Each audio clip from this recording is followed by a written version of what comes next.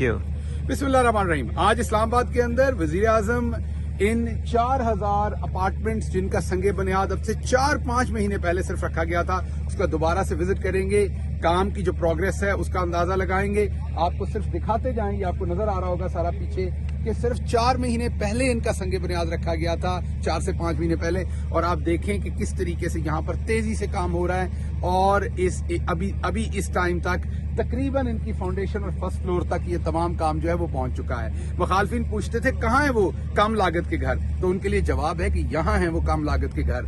आपको जिस तरीके से हर मैदान में इमरान खान ने शिकस्त फाश दी और अभी रिसेंट आप जो अपने जख्मों को चाट रहे हैं वो इलेक्ट्रॉनिक वोटिंग मशीन के ऊपर, ये वही इलेक्ट्रॉनिक वोटिंग मशीन है जिसकी बात हमने नहीं की थी।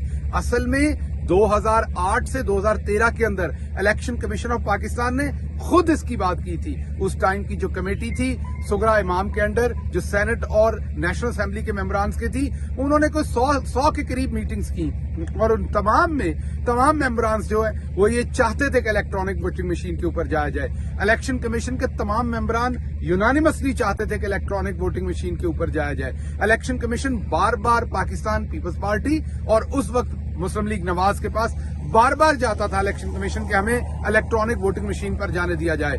उसके जवाब में 2011-12 के अंदर कोई 8 से 10 मशीनों की, इलेक्ट्रॉनिक वोटिंग मशीनों की डिफरेंट किस्म की नुमाइश भी की गई इलेक्शन कमीशन ऑफ पाकिस्तान के अंदर। इलेक्शन कमीशन ऑफ पाकिस्तान की तरफ से तमाम स्टेक होल्डर्स को बुलाकर वहां पर दिखाया गया, लेकिन जब हमने वो बात की तो आपने देखा सारा जहान उसके मुखालिफ हो गया।